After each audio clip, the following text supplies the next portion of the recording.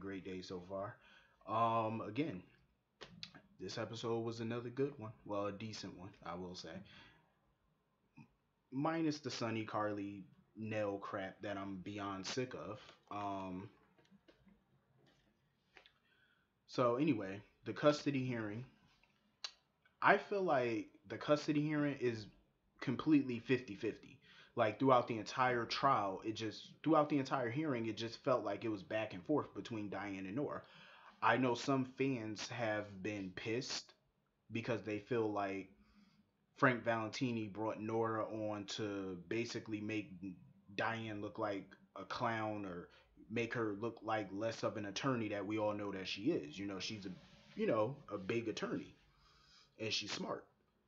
But I feel the opposite after watching the hearing. I feel like we basically been watching two legal giants go back and forth, go head to head for the championship. That's basically how I feel. I feel like Nora didn't make Diane look bad, and I feel like Diane didn't make Nora look bad. I just felt like it was two legal titans going at it. And it was basically 50-50 throughout the entire trial. It could have went either way. One minute it looked like it was going more towards Dante and Lulu. Next minute it felt like it was pulling back to Valentine winning. And then it was just up in the air at the end. So I just felt like it was back and forth. Diane gave as good as she got.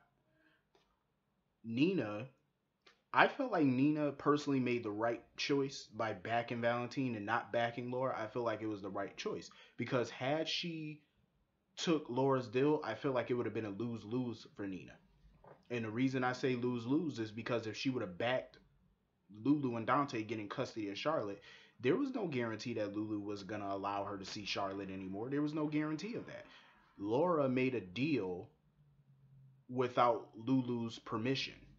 She didn't even promise Nina that she would be able to get her in contact with Charlotte if she backed Lulu. She didn't promise her that. All she promised was that she would use her influence to try and get Lulu to let her see Charlotte.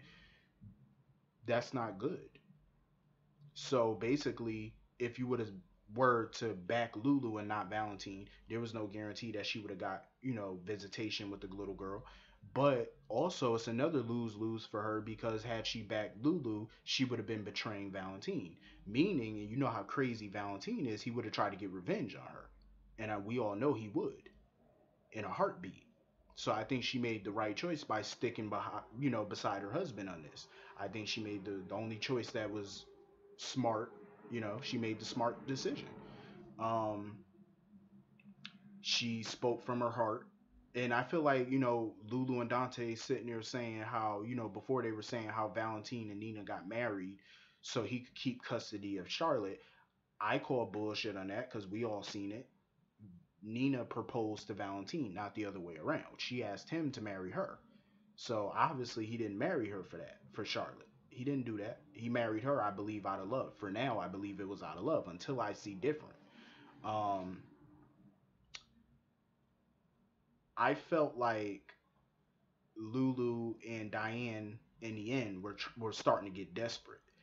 I felt like after Nina's testimony, Diane started to feel like the judge was pulling more towards Valentine and Nina after her testimony. That's why I feel like she came up with that desperate plea to come up with the whole kidnapping thing of Lulu's egg, trying to say he kidnapped it and he withheld Charlotte from Lulu, asking him how long has he known that Lulu was the biological mother. I feel like that was a desperate attempt to try to get the upper hand in the custody case. It was obviously a desperate last ditch effort. Um, and I will say I applaud Diane for that because as soon as she started saying that she had one more maneuver to pull out of her hat, I knew she was gonna go there and try to go with the whole kidnapping thing. But as we all remember from the whole Britt Westbourne situation, there's no precedent over that. That's why Britt couldn't be charged. There's no precedent over what Diane was accusing him of. There's no law right now against that. They're still arguing that in litigation as we speak, and even Nora mentioned that. There's no precedent over it, and they're still battling about whether that's illegal, legal, whatever. They're still battling over that, so we have no confirmation on it.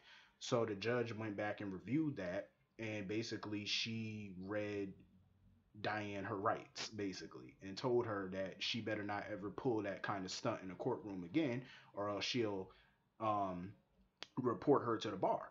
I feel like I will applaud Diane for that. I feel like it was risky and it backfired on her. Obviously, it backfired in her face.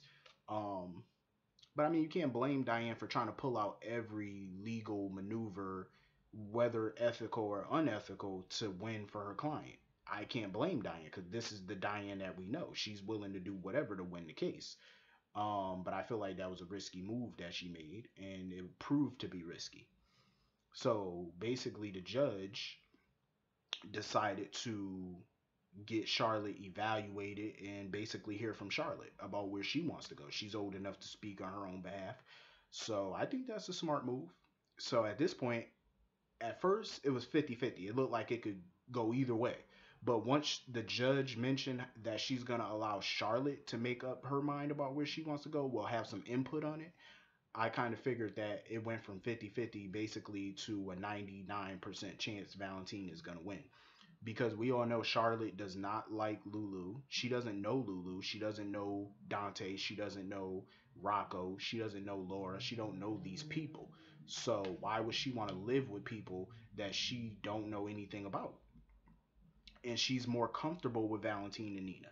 Valentine and Claudette were the only parents that that little girl knew. So she already has an established relationship with Valentine, and now she has an established relationship with Nina. So I can't really see her wanting to live with Lulu and Dante if it's up to her. So I can basically see her choosing Valentine. So basically, I'm gonna put it out there right now. Valentine and Nina basically won this case. I'm just gonna throw it out there. But it definitely was a good court scene. It was good. Um, I hope that when this is all said and done, that Lulu will change her approach and she will try to build a slower relationship with Charlotte instead of trying to bulldoze her way into that girl life. It's like a learning lesson for her. So she needs to learn and, adapt and stop being so hot headed. This Nell situation, like I said, I'm over it. I was hoping Nell would have packed her shit and left, but apparently she's not gonna do that, especially after her run in with Carly. Carly basically came near to threaten her and give her her last paycheck. That part I felt was big of Carly because Carly didn't have to give her shit. But I kind of applauded Carly on that because she did the grown up thing. Nell was Nell was actually an employee of Carly, so Carly dropped off her last check. I felt like that was big of her, seeing as how the situation. But she definitely had to throw a threat out there, basically. Um, so Nell keeps throwing around these accusations about how Carly didn't give a damn about Frank, how Frank tried to make amends with Carly, which was a lie. He never tried to make amends with her. He tried to get money from her because he found out that she was married now and she was rich. I think it was around the time she was married to AJ, or it could have been the first time she married Sonny back in 2000. Could have been one of those times. Um, actually, judging by the name on that letter, it was around the time she was married to Jax. So this was around 2007, 2008, because this was around the time she was married to Jax.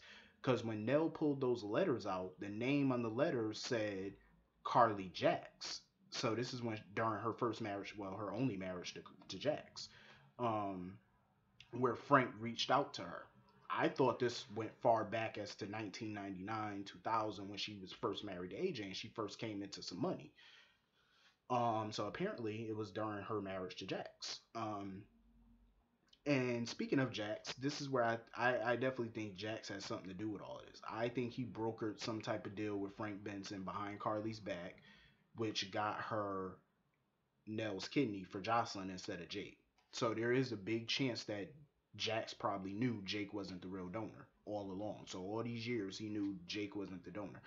I'm just throwing that out there as speculation. I don't know if that's true yet. We don't really know, but I'm just the way that is looking is making it seem like Jax definitely, even when Nell came to town, Jax knew more than he was saying. And now when we get further into this, it's making it seem more and more likely that he knew Nell was the donor for years and he knew Frank Benson was uh, her dad. and he knew Jake Weber didn't donate that kidney. Now, whether he knew Jake was alive is still debatable at this point because we don't have all the facts about that particular thing, but we do have the facts about this. And from what I hear, Jax is on his way back, of course, so we're definitely going to get more info out of him about his role in all of this. Thank God that they're not dragging this shit out. Um, but if I was Nell, my my advice to Nell would be leave town because you do not want Carly on your ass. I'm gonna tell you that right now. Because we all know when people screw Carly over what a bitch she can be, and we all know once she's on your ass, there's no telling what dirt she'll uncover once she hates you. So Nell, it would be best if she get on that little Greyhound bus and go back down to the south. I'm just saying. Um, I didn't care for the Michael Sonny scene. I really didn't because all I got out of that scene was Sonny basically coming there as his usual self, looking for people to get back on the Sonny train and start kissing his ass again. Basically trying to throw Nell under the bus, trying to make it seem like all of this was her fault. He played no part in this. I mean, the only thing that he said was basically that I agree with was that he's gonna take 100% responsibility for his actions.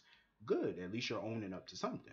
But to sit there and just try to whitewash it and whatever, I ain't really care. But it's obvious that Michael cares about Nell. Do I want to see him with Nell? No, not really. I think Michael really do need a strong romance. I really do. Do I see that in Nell? No. Not if they rewrite her a little. But other than that, after everything that's going on, her pretending to sleep with Sonny, I really don't see her and Michael getting together. I don't see it. Um, who knows what the writers plan on doing? But I just hope that it's not in game for Michael and Elle. I hope that they don't end up together. This Olivia Jerome shit is very ludicrous. I just personally feel like Jordan should be removed as commissioner. In my opinion, Jordan is just like out there. The last 2 days, all Jordan has done was stand on the main floor asking Julian all these questions, having her guys run around the hospital looking for Olivia.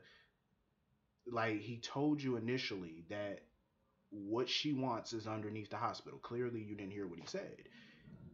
She didn't even check the entire basement. Like she's been in that basement more than twice, and this is the first time she really like looked at that door. The first time, well, the second time she looked at that door, or the first time she got called away because Rudge tried to kill Julian. Um, somebody when she opened that door to go to the lab, somebody knocked her out. We don't know if it was Rudge. I don't think it was Rudge because they didn't show his face for some reason. And if it was Rudge who knocked Jordan out, why didn't they show his face? We all know Rudge is in the hospital. So if he's and we all know he's working with Olivia. So if it was Rudge that bopped her over the head, why didn't they show his face? Why keep it like a little mystery? And he had black gloves on. I don't think it was Rudge. For now, I reserve judgment. I don't think it was Rudge. Honestly, I don't think it was him. Um, the whole Griffin pretending to be Duke scene was actually pretty good, and I like the flashbacks of Duke and Olivia to kind of show that they did have a history, even though she was a crazy, desperate stalker. But they did have a history. Duke did care for her at some point. Um, but I like the way Griffin thought on his feet and he played the shit out of Olivia because he definitely did. He played her like like a fiddle, seriously. Um, but now she basically has a bargaining chip, which is Robin. And I was about to ask that question yesterday. I'm like, where the hell is Robin in all this? Like, where did she stash her? Because last we saw Robin, she was in that basement. Now all of a sudden she's nowhere to be found. I'm like, where the hell did Olivia put her? So now she's about to tell Anna that she got Robin. So that's her bargaining chip, which was smart actually on her part. To have a little insurance policy just in case shit went wrong. That's very Helena Cassadine of her, because that's some shit Helena would do. Have some type of insurance policy just in case one of her plans fell through, and that was actually smart. To be a criminal, you have to be somewhat smart. So even though she's a little deranged, well, Not a little, but she's a lot deranged. At least she had a backup plan. I'm just saying, can't be mad at that. Um, it was good seeing Felix today, even though he basically was like a day player. I haven't seen Felix in a while. So anyway, today's episode, like I said, was pretty good. Hope all you have a great day. See you all tomorrow. Have a great day.